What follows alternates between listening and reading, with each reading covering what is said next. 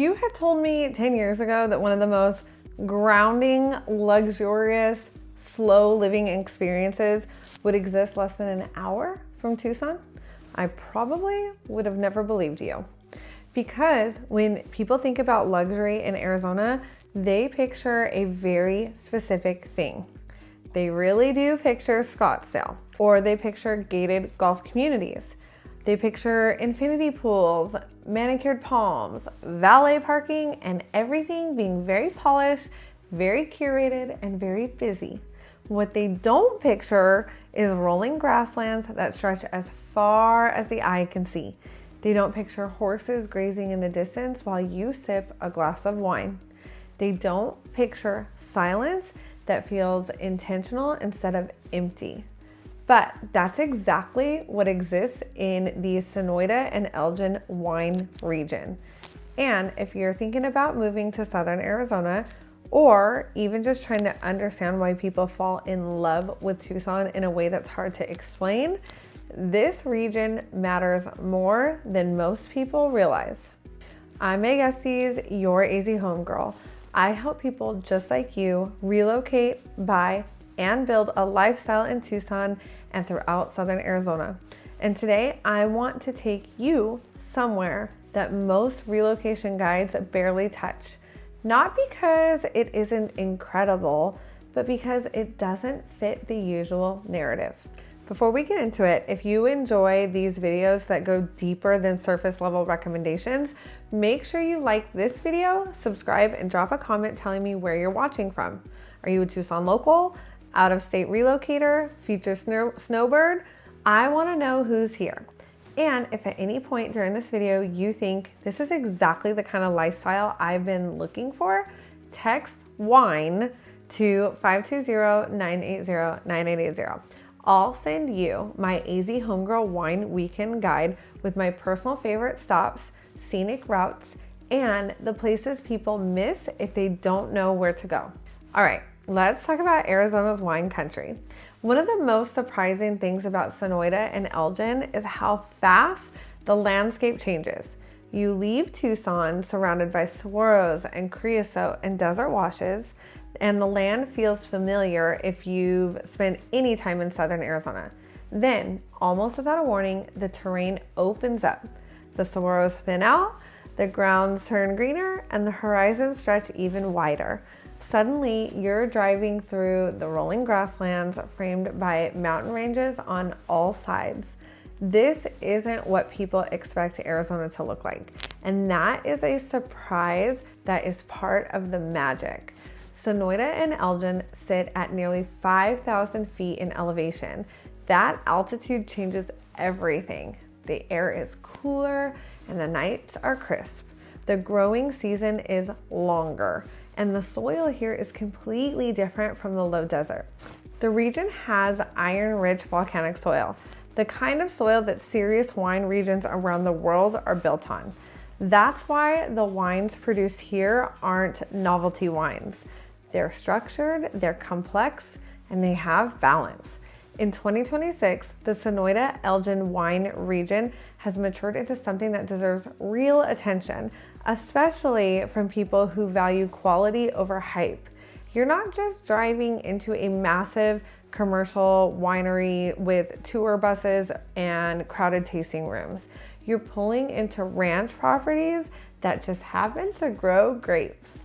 You're walking into tasting rooms where the people pouring the wine might also be the winemaker, or the owner, or the family member who's been working that land for decades.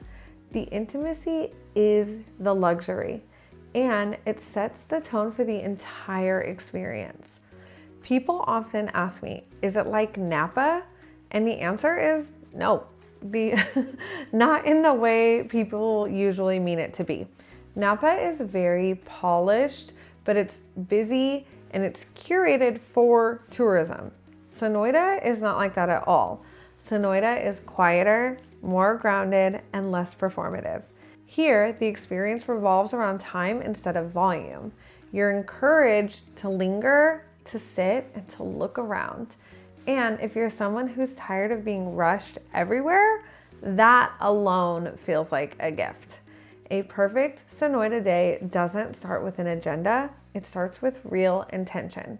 You leave Tucson mid-morning, coffee in hand. You take the scenic route. You roll down the windows. You're not checking your phone every 5 minutes. You're not racing traffic. You're not thinking about the next thing on your calendar. Your first stop might be a vineyard tucked into the grasslands where the wind moves differently and the silence feels almost curated. You taste wines that surprise you. Bold reds, unexpected depth, varietals that hold their own against regions people fly across the country to visit. And you realize something quietly without needing to say it out loud. You're not missing anything. This isn't a compromise experience. This is a different experience. Lunch doesn't feel rushed either. You might stop at a steakhouse that feels more like a local institution than a restaurant. You might grab something casual and sit outside, watching clouds roll across the valley. You might end up staying longer than planned because the conversations are just flowing easier. By the afternoon, you're not trying to squeeze in one more stop. You're choosing where you want to stay. And that's the difference between visiting a place and feeling connected to it. This region teaches people how to slow down again. Now, here's where lifestyle and real estate start to overlap in a way that actually matters. Because people don't just visit Sonoita and Elgin and think that was nice. They start asking deeper questions. Could I live out here? What kind of properties exist? Is this a full-time lifestyle or just a weekend one? How far is it really from Tucson? And what would daily life look like out here? And those answers depend entirely on what you're looking for. Some people come here for weekends and retreats. Some people buy second homes. Some people move full-time and never look back. This area attracts buyers who value space, privacy, and authenticity. People who don't want to live on top of their neighbors. People who want land but not isolation. And people who want luxury that feels integrated into the environment instead of imposed on it. You'll find ranch-style homes, custom estates, vineyard-adjacent properties, and acreage with sweeping views that feel cinematic in every single direction. And while it feels remote, you're still close enough to Tucson for work, dining, healthcare, and travel. That type of balance is rare. This is why I talk so much about lifestyle real estate, because this isn't about square footage or finishes. It's about how you want your life to actually feel. Now, let's talk about the energy of this region because that also matters. Sonoita and Elgin don't attract people who are trying to escape life. They attract people who are trying to design it better. This is ranch country, horse country, big sky country. You see people who value land stewardship, who respect the environment, and who understand that quiet is not emptiness. And that energy shapes the community. In 2026, more people are prioritizing experience over excess. They're choosing quality over quantity. They're rethinking what luxury actually means. And this region fits that mindset perfectly. If you're watching this and thinking this feels like a kind of place that you could see yourself in, text wine to 520-980-9880. I'll send you my curated wine region guide with the places I personally recommend, the scenic routes worth taking, and the stops that most people miss. So whether you're relocating, investing, or just exploring lifestyle options, it's a great place to start. Now, let's be honest for a moment. Sonoita and Elgin are not for everyone. If you want nightlife and crowds and constant stimulation, this will feel too quiet.